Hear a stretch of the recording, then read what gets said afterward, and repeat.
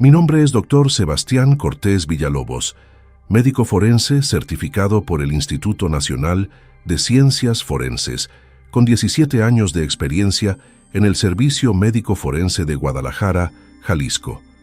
He examinado más de 2,000 casos, desde accidentes vehiculares hasta situaciones delicadas que prefiero no detallar. He trabajado en condiciones extremas, con temperaturas por debajo de cero en cámaras frigoríficas y bajo la presión de fiscales exigiendo respuestas inmediatas. He visto cosas que harían que la mayoría de las personas abandonaran esta profesión en su primer día. Pensaba que después de casi 2 décadas en este campo, nada podría sorprenderme. Estaba completamente equivocado. Lo que voy a relatarles es el caso que me hizo cuestionar todo lo que aprendí en la Facultad de Medicina, todo lo que creía saber sobre el funcionamiento del cuerpo humano. Es el caso que todavía me despierta a las 3 de la madrugada, sudando, con las manos temblando mientras recuerdo cada detalle de aquella noche de marzo. Pero antes de continuar, si esta historia te está intrigando, no olvides suscribirte al canal y activar la campanita para no perderte ningún video. Y por favor, déjame en los comentarios desde qué ciudad me estás viendo y si alguna vez has trabajado en el área médica o funeraria. Me encanta conocer las experiencias de todos ustedes. Ahora sí, sigamos con lo que sucedió aquella noche del 18 de marzo de 2023. Déjenme describirles primero mi lugar de trabajo. El Servicio Médico Forense de Guadalajara ocupa un edificio de 3 plantas en la zona industrial de la ciudad, específicamente en la calle Independencia. No es el lugar más moderno del mundo, pero está equipado con lo necesario. La morgue principal está en el sótano, mantenida a una temperatura constante de 4 grados centígrados. El olor es una mezcla de formaldehído, desinfectante industrial, y ese aroma metálico que nunca puedes quitarte completamente de la nariz, sin importar cuánto te laves. Tenemos 6 mesas de acero inoxidable para exámenes post-mortem, cada una equipada con sistemas de drenaje, básculas digitales integradas y lámparas quirúrgicas de alta intensidad. Las paredes están cubiertas con azulejos blancos hasta el techo, lo que facilita la limpieza, pero también amplifica cada sonido. El zumbido de los refrigeradores industriales, el goteo constante del agua en los lavabos, el chirrido de las camillas al moverse. Contamos con un laboratorio de toxicología en el 2º piso, equipado con cromatógrafos de gases y espectrógrafos de masas para análisis químicos. También tenemos una sala de rayos X digital, un microscopio electrónico de barrido para análisis de tejidos y un sistema de archivo digital donde documentamos fotográficamente cada caso. Los casilleros refrigerados tienen capacidad para 48 individuos, organizados en filas de acero pulido con puertas numeradas del 1 al 48. Cada puerta tiene una etiqueta magnética donde escribimos el número de caso, fecha de ingreso y estado del procedimiento. Mis turnos regulares eran de 8 de la mañana a 6 de la tarde, pero estaba en la rotación de guardia nocturna una semana cada mes. Esa semana, lamentablemente, incluía aquel 18 de marzo. La jornada había comenzado de manera completamente normal. Llegué a las 8:15 de la mañana, como siempre. Revisé los casos pendientes, 3 exámenes programados de individuos que habían llegado el fin de semana. Todos casos aparentemente rutinarios según los reportes preliminares. Mi asistente aquel día era técnico forense Javier Campos, un profesional meticuloso con 12 años en el servicio. Javier es de esas personas que verifican 3 veces cada medición, que etiquetan cada muestra con letra impecable, que nunca olvidan un protocolo. Completamos los 3 casos antes de las 2 de la tarde. Comimos algo rápido en la sala de descanso del 2º piso y esperábamos tener una tarde tranquila de papeleo. A las 3:40 de la tarde sonó el teléfono de la recepción. Era el despachador del servicio de emergencias médicas. Tenían un caso que acababa de llegar al hospital civil. Una persona había sido encontrada en su domicilio por un familiar, aparentemente sin signos vitales. Los paramédicos habían trabajado en el lugar durante 40 minutos sin éxito. El hospital lo había recibido. Había continuado los esfuerzos de reanimación durante otros 30 minutos y finalmente Había certificado el cese de funciones vitales a las 3:22 de la tarde. Nos solicitaban el traslado para examen forense porque las circunstancias requerían investigación oficial. Javier y yo nos preparamos para recibir el caso. Nos pusimos los uniformes de protección completos, batas de laboratorio sobre nuestros uniformes, guantes de nitrilo dobles, protectores faciales, gorros quirúrgicos. El protocolo estándar. A las 4:05 llegó la ambulancia forense con el individuo.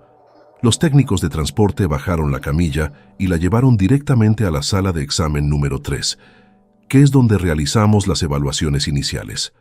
Firmé los papeles de recepción. Verifiqué que el número de caso coincidiera con la documentación y me acerqué a la camilla. El sujeto era un varón de aproximadamente 32 años, según los documentos preliminares. Estaba cubierto con una sábana institucional blanca estándar. Su nombre, según el expediente, era Felipe Ángel Núñez Palacios. Las primeras observaciones eran completamente normales para un caso de estas características. Palidez esperada, labios con coloración azulada característica, ausencia total de respuesta a estímulos. Javier comenzó con las fotografías de documentación mientras yo revisaba el reporte del hospital. Temperatura ambiental registrada al momento del hallazgo, 21 grados. Condiciones del lugar, sin signos de violencia, sin desorden aparente. Familiar que lo encontró, hermana que había llegado para una visita programada. Hora estimada del cese de funciones vitales, entre las 2 y las 3 de la tarde, basándose en el testimonio familiar. Comenzamos el procedimiento estándar de examen externo. Javier tomó las medidas antropométricas mientras yo dictaba al sistema de grabación digital. Estatura, 1,78 m. Complexión, media, aproximadamente 82 kilogramos según la báscula de la mesa, sin marcas visibles de trauma externo, sin evidencia de lesiones defensivas en manos o antebrazos, cabello castaño oscuro, corto, sin alteraciones, pupilas dilatadas y fijas como se esperaría. Comencé el examen sistémico. Piel sin alteraciones significativas, excepto por una palidez generalizada. Revisé el cuero cabelludo cuidadosamente con mis dedos, buscando contusiones o fracturas que no fueran inmediatamente visibles. Nada. Examiné el torso, los brazos, las piernas, todo dentro de los parámetros esperados para alguien en esta condición. Javier me pasó el termómetro hepático. Este es un instrumento especializado que insertamos en el hígado para obtener la temperatura interna del cuerpo, lo cual nos ayuda a estimar el tiempo transcurrido desde el cese de funciones vitales. Es un procedimiento rutinario que he realizado cientos de veces. Hice la incisión estándar en el cuadrante superior derecho del abdomen, un corte pequeño y preciso. Inserté el termómetro hasta la profundidad correcta. Esperamos los 30 segundos necesarios para que el instrumento se estabilizara. Javier estaba preparando las etiquetas para las muestras de laboratorio cuando miré la lectura del termómetro.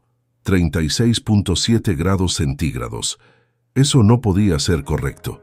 La temperatura ambiente de la morgue era de 4 grados. El individuo había llegado hacía casi una hora. El reporte del hospital indicaba que el cese de funciones vitales había ocurrido al menos 2 horas antes. La temperatura debería haber estado alrededor de los 25 grados, tal vez menos. Retiré el termómetro. Lo limpié con solución antiséptica. Verifiqué que estuviera funcionando correctamente tomando la temperatura del aire ambiente. Marcaba 4.2 grados. El instrumento funcionaba perfectamente. Lo volví a insertar en el mismo punto. Esperé un minuto completo esta vez. 36.8 grados. Le dije a Javier que tomara nota de esta anomalía. Él me miró con expresión confundida. Me preguntó si había verificado el instrumento. Le mostré que acababa de hacerlo. Tomó otro termómetro hepático de la bandeja de instrumentos, uno diferente. Lo insertó en el lado izquierdo del abdomen, en el área del vaso. Esperamos. 36.6 grados. Nos miramos sin decir nada por un momento. En 17 años, nunca había visto algo así. Javier tenía 12 años de experiencia y tampoco.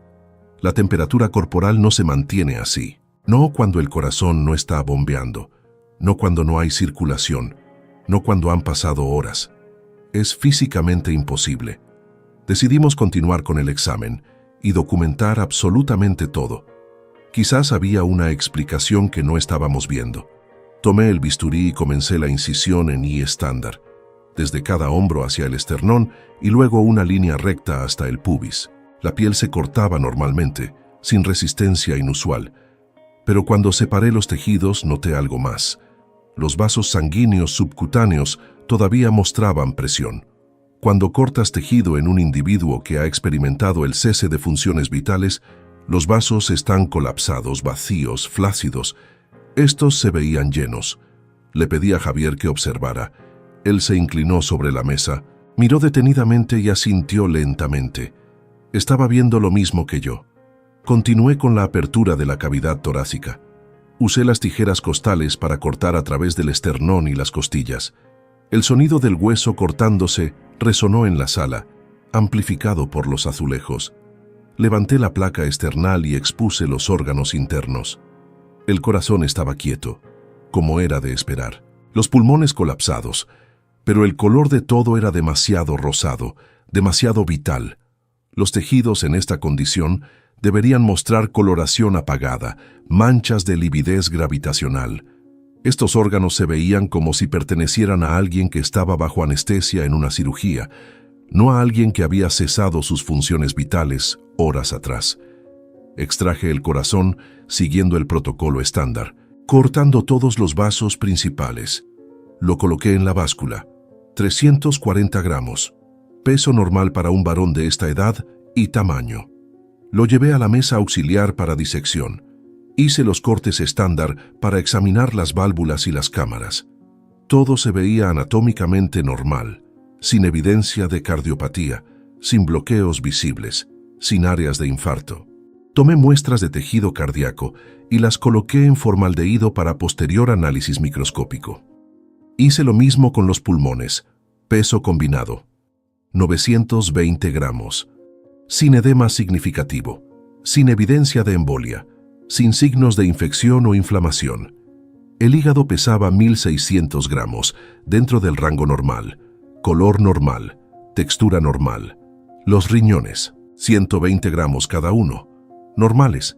El cerebro, 1.400 gramos, sin hemorragia visible, sin evidencia de trauma. Estábamos encontrando un cuerpo absolutamente normal, demasiado normal. Ninguna patología que explicara el cese de funciones vitales.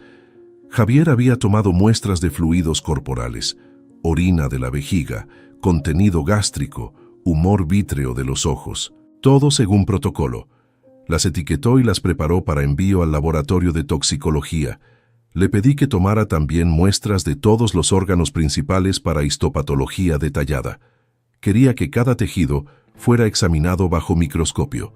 Mientras él preparaba las muestras, yo examiné la columna vertebral y el sistema nervioso periférico, sin lesiones, sin evidencia de trauma espinal. Revisé la cavidad abdominal completa, buscando cualquier cosa fuera de lo normal. Aneurisma, hemorragia interna oculta, perforación intestinal. Nada. Era como si este individuo hubiera simplemente apagado sus funciones vitales sin ninguna razón física. Eso no existe en medicina forense. Siempre hay una causa. Siempre. A las 6:30 de la tarde, mientras yo suturaba la incisión en I para cerrar el procedimiento, Javier recibió una llamada del laboratorio de toxicología. Los análisis preliminares habían llegado. Subimos al segundo piso, todavía con nuestras batas manchadas y guantes puestos. La técnica de laboratorio, Laura Méndez, nos mostró los resultados en su pantalla. Alcohol en sangre, 0. Drogas comunes, todas negativas para opioides, estimulantes, benzodiazepinas, cannabinoides. Panel extendido de toxinas, negativo. Gases en sangre. Aquí fue donde las cosas se volvieron aún más extrañas. Los niveles de oxígeno en la muestra de sangre tomada del corazón eran del 87%. Eso es prácticamente normal para una persona viva. Laura me miró esperando que yo explicara cómo era posible. No pude. Los niveles de dióxido de carbono también estaban dentro de rangos normales. El pH sanguíneo, 7.3, normal. Los electrolitos, sodio, potasio, calcio, magnesio, todos dentro de parámetros normales. Le pregunté a Laura si estaba segura de que las muestras no se habían contaminado o mezclado con otros casos. Ella me mostró los códigos de barras en cada tubo. Coincidían perfectamente con el caso Núñez Palacios. No había error de etiquetado. Bajamos nuevamente a la morgue. El cuerpo estaba ya cerrado, cubierto con una sábana limpia, listo para ser transferido al refrigerador. Me quedé mirándolo durante varios minutos. Javier estaba limpiando los instrumentos en el lavabo, pero podía sentir su inquietud. Finalmente habló. Me preguntó qué íbamos a poner en el informe preliminar. Le dije que íbamos a documentar exactamente lo que habíamos observado y medido, sin intentar forzar una conclusión que no podíamos sostener. Causa del cese de funciones vitales, indeterminada, pendiente de estudios complementarios. Eso al menos nos daba tiempo para investigar más. Le pedí que preparara el cuerpo para almacenamiento en el casillero número 23, que mantenía una temperatura aún más baja que el estándar, menos 2 grados centígrados. Quería ver si habría algún cambio medible en las próximas horas. Antes de que Javier moviera la camilla, tomé el termómetro hepático una vez más. Lo inserté rápidamente. 36.5 grados. Después de casi 3 horas en nuestra morgue a 4 grados, la temperatura interna no había bajado ni medio grado. Eso violaba todas las leyes de termodinámica que yo conocía. Esa noche no pude dormir. Me quedé en mi oficina del segundo piso, buscando en bases de datos médicas internacionales. Busqué casos similares en la literatura forense. Revisé estudios sobre fenómenos de conservación térmica post-mortem. Leí sobre condiciones médicas raras que podrían explicar lo que habíamos visto. Encontré algunos casos de hipotermia paradójica, donde el cuerpo mantiene temperatura en condiciones extremas de frío, pero eso requiere que la persona esté viva y su metabolismo activo. Encontré referencias a procesos de putrefacción que generan calor, pero esos ocurren días después del cese de funciones vitales y producen temperaturas de apenas 30 grados, no 37. No encontré nada que explicara nuestro caso. A las 2 de la mañana decidí revisar el cuerpo nuevamente. Bajé a la morgue, encendí las luces fluorescentes que zumbaban sobre mi cabeza. El casillero 23 estaba cerrado como lo habíamos dejado. Abrí la puerta de acero. El frío del compartimiento me golpeó la cara. Menos 2 grados confirmados en el termómetro digital del casillero. Saqué la camilla. El cuerpo seguía cubierto con la sábana. La retiré. Tomé nuevamente el termómetro hepático. Mi mano temblaba ligeramente mientras lo insertaba. 36.4 grados. Después de casi 8 horas de estar a menos 2 grados centígrados, la temperatura interna había bajado apenas 3 décimas de grado. Eso no era posible. Simplemente no era posible. Me senté en el taburete junto a la mesa de examen. La sala estaba completamente silenciosa, excepto por el zumbido constante de los refrigeradores.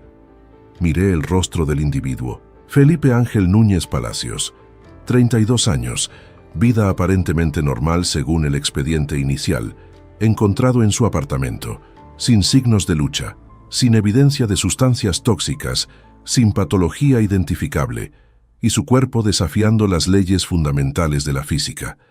Me levanté y examiné nuevamente la piel. Presioné con mi dedo enguantado el antebrazo.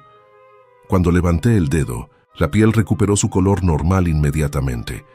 En un individuo que ha cesado sus funciones vitales, la piel se queda blanca donde presionas porque no hay circulación que devuelva la coloración. Esto era como presionar la piel de alguien vivo.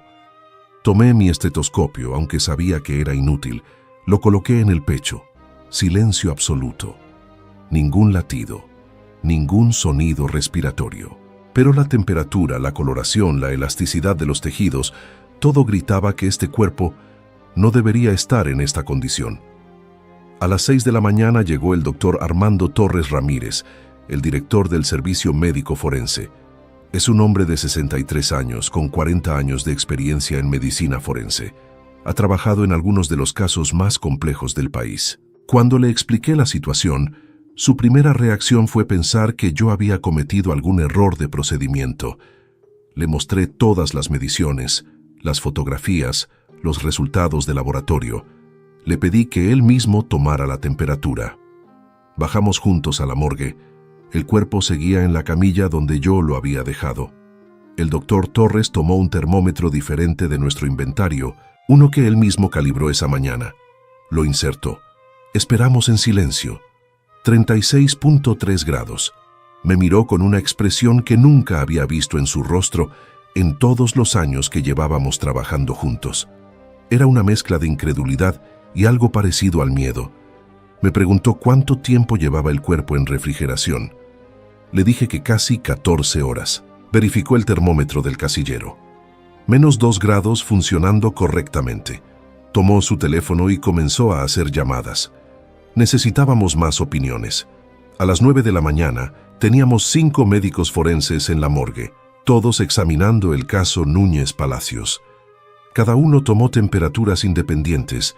Todos obtuvieron lecturas entre 36 y 37 grados. Uno de los médicos, el doctor Santiago Vargas del Hospital Regional, sugirió que quizás había alguna reacción química desconocida ocurriendo en los tejidos.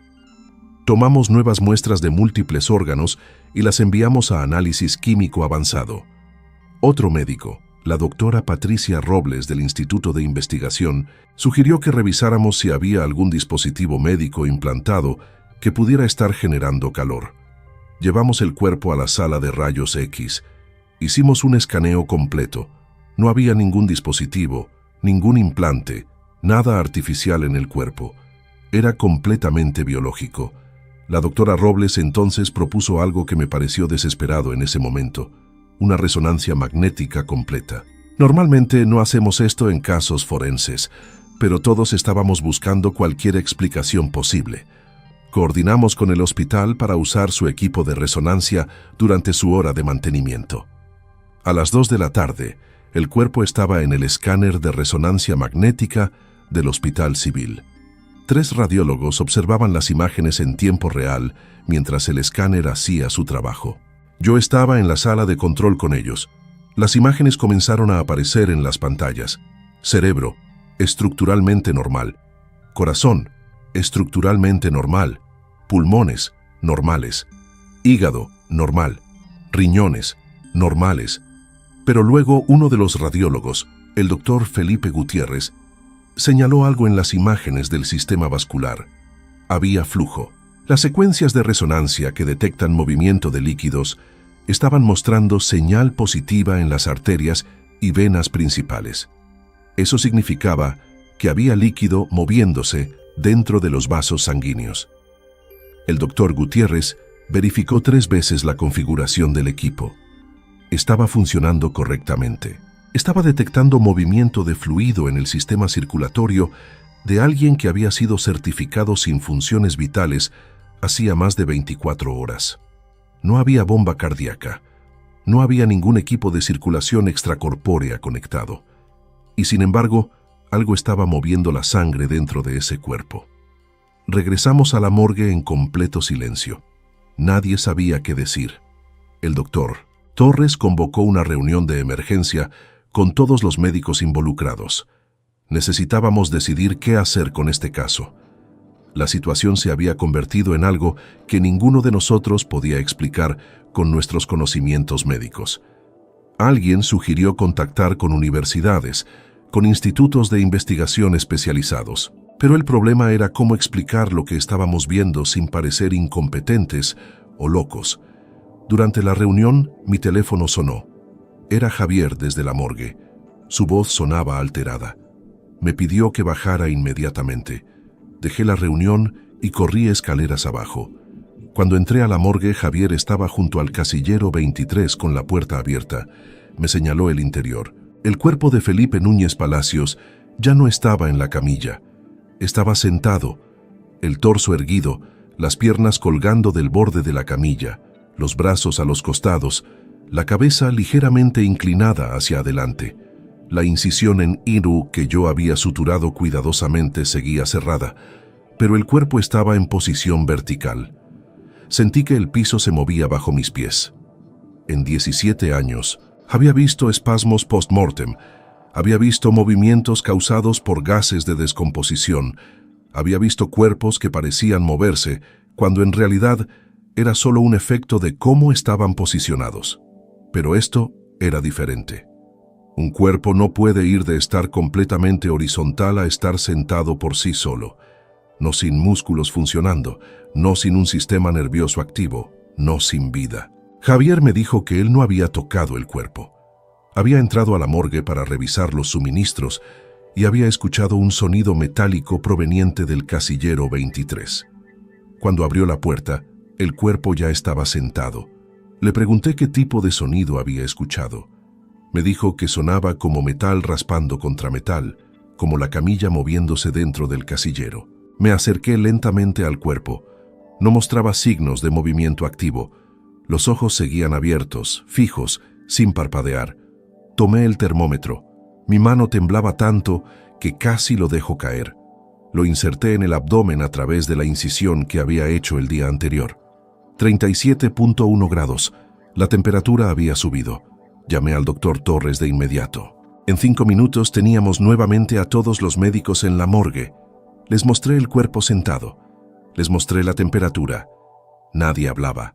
La doctora Robles finalmente sugirió que quizás deberíamos considerar que este individuo no había cesado realmente sus funciones vitales, que quizás estábamos presenciando algún estado de animación suspendida o coma extremadamente profundo. El doctor Torres trajo un monitor de electrocardiograma portátil.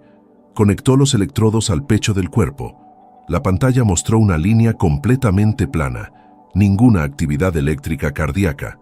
Trajo un oxímetro de pulso, lo colocó en el dedo índice, sin lectura, sin detección de pulso, sin señal de saturación de oxígeno.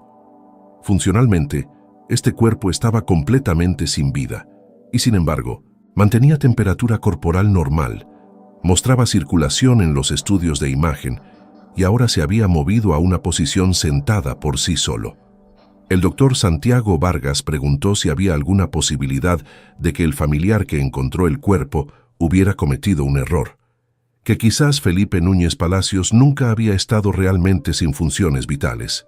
Pero eso no explicaba los 40 minutos de esfuerzos de reanimación en el lugar, los 30 minutos adicionales en el hospital, la certificación oficial por parte de 3 médicos diferentes, ni el hecho de que yo mismo había realizado un examen post-mortem completo, incluyendo la extracción y disección de órganos vitales.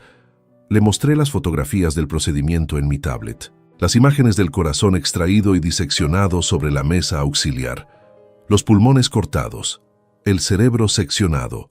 No hay forma de que alguien sobreviva a eso. Y sin embargo, ahí estaba el cuerpo, sentado, manteniendo temperatura, con evidencia de circulación activa. Estábamos enfrentando algo que contradecía cada principio fundamental de la biología y la medicina que conocíamos. La reunión se extendió hasta las 8 de la noche.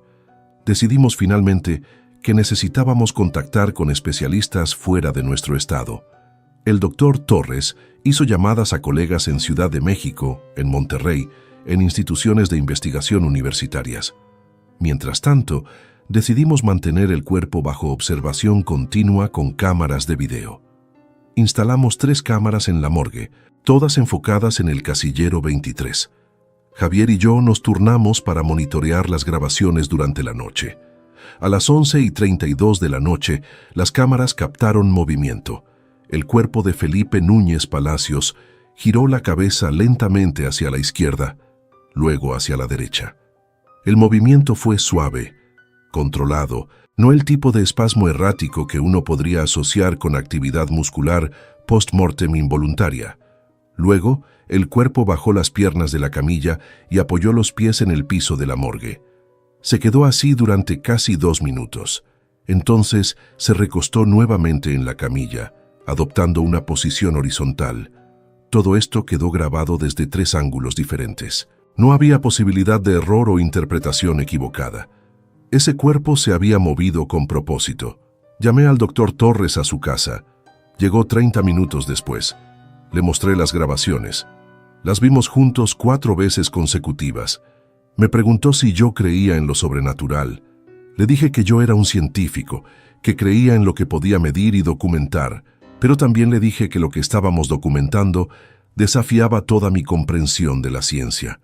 Él asintió lentamente. Me confesó que en sus 40 años de carrera había encontrado 3 casos que lo habían dejado sin explicaciones satisfactorias. Casos donde los hallazgos simplemente no encajaban con ningún modelo médico conocido. Me dijo que uno de esos casos había ocurrido hacía 15 años en Monterrey. Un individuo que había cesado sus funciones vitales por ahogamiento, que había sido examinado, refrigerado, y que su cuerpo había mantenido temperatura corporal normal durante 5 días completos. Finalmente lo habían cremado sin nunca entender qué había ocurrido. El doctor Torres me dijo que nunca había hablado públicamente sobre ese caso porque temía que lo consideraran incompetente o desequilibrado mentalmente. Me preguntó qué quería hacer yo con el caso Núñez Palacios. Le dije que necesitaba respuestas, pero que también entendía que quizás no había respuestas disponibles con nuestro nivel actual de conocimiento médico.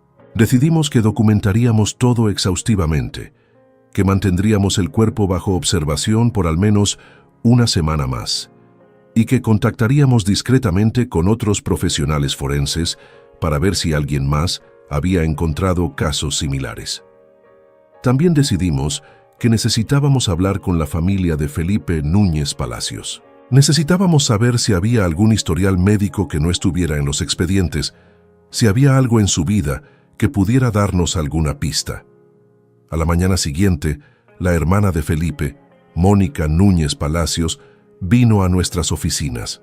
Le explicamos con mucho cuidado que el caso de su hermano presentaba características médicas inusuales que estábamos investigando. Le preguntamos sobre su historia médica. Nos dijo que Felipe había sido una persona completamente sana. Trabajaba como ingeniero de sistemas, hacía ejercicio regularmente, no fumaba, bebía alcohol solo ocasionalmente. Nunca había sido hospitalizado. Nunca había tenido ninguna condición médica significativa. Le preguntamos si había mostrado algún comportamiento inusual en los días previos a su fallecimiento. Mónica pensó por un momento y luego recordó algo.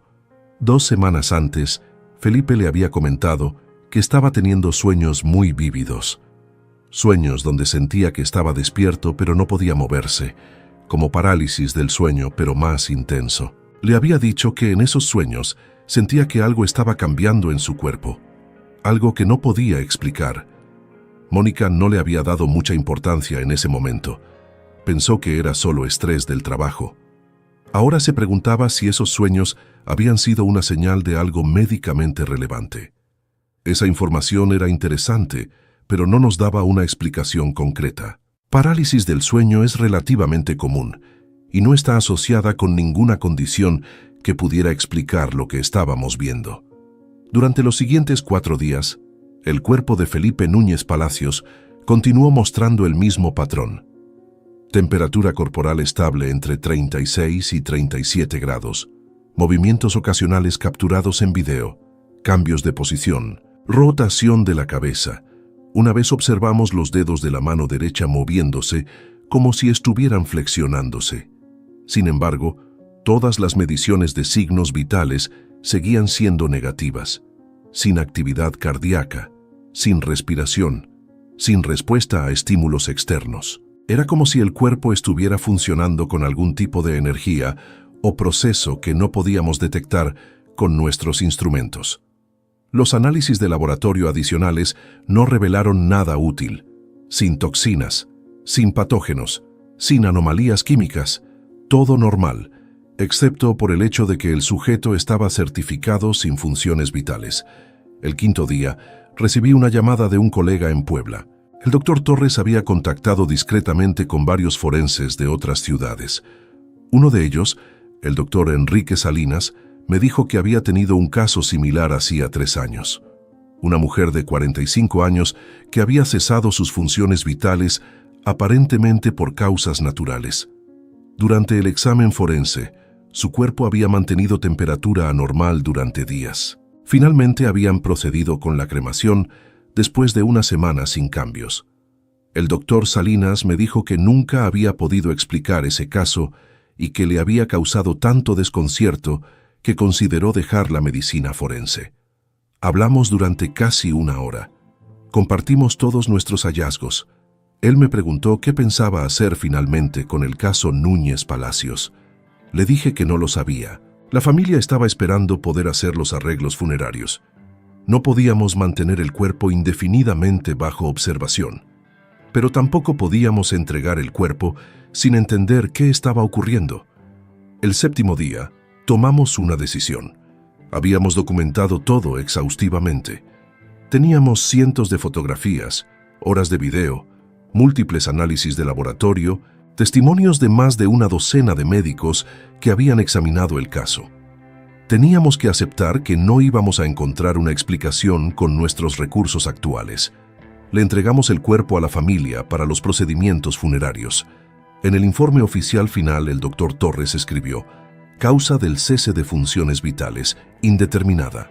El caso presenta características fisiológicas atípicas que no corresponden con ninguna patología conocida. Se recomienda investigación adicional por parte de instituciones especializadas en fenómenos médicos inusuales.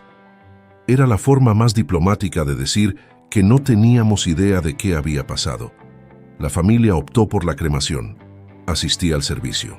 Ver el ataúd ser llevado hacia el crematorio me produjo una sensación de alivio mezclada con profunda inquietud. Alivio, porque finalmente el caso estaría cerrado. Inquietud, porque sabía que nunca sabría la verdad sobre lo que había presenciado. 2 semanas después del caso Núñez Palacios, recibimos otro caso que me hizo revivir toda la experiencia. Una mujer de 58 años, Carmen Ortega Fuentes, encontrada sin funciones vitales en su hogar. Cuando llegó a la morgue y comencé el examen preliminar, tomé la temperatura hepática, 36.9 grados. Sentí que se me helaba la sangre. No podía estar pasando de nuevo. Llamé inmediatamente al doctor Torres. Revisamos juntos. Mismas características. Temperatura corporal normal. Coloración vital de los tejidos. Análisis de laboratorio mostrando química sanguínea normal. No completamos el examen post-mortem completo. En ese caso, decidimos mantener el cuerpo bajo observación durante 24 horas antes de proceder. Durante ese tiempo, el cuerpo mostró los mismos movimientos inexplicables que habíamos visto con Felipe Núñez Palacios.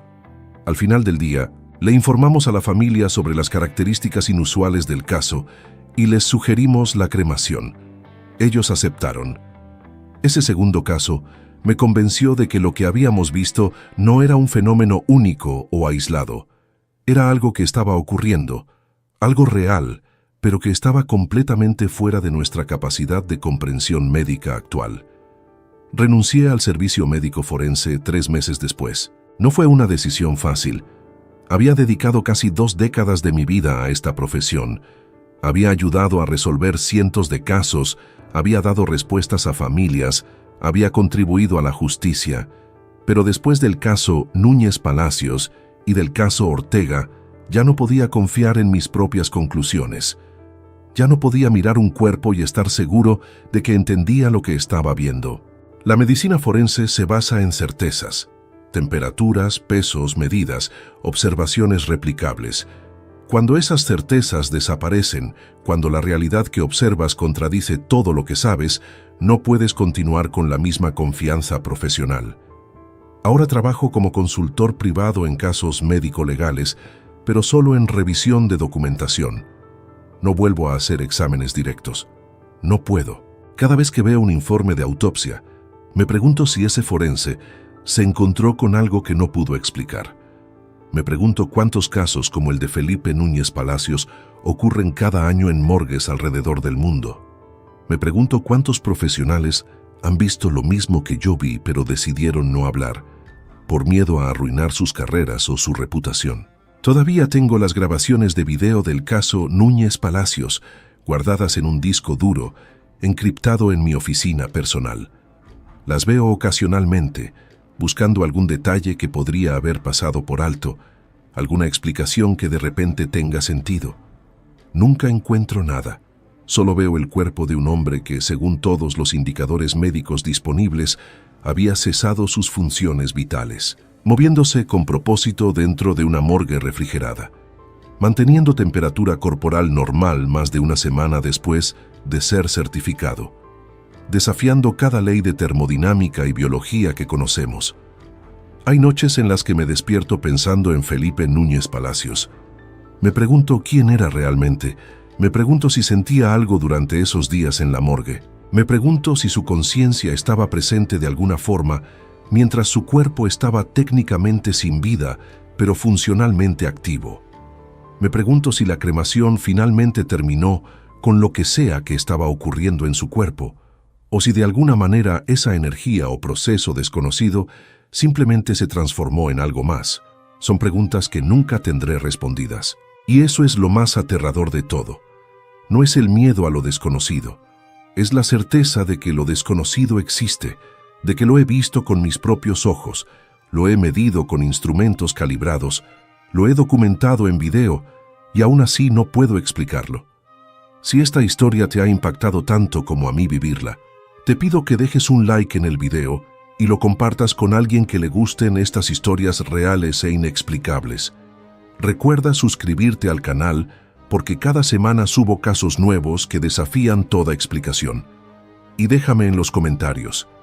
¿Crees que hay fenómenos que la ciencia aún no puede explicar?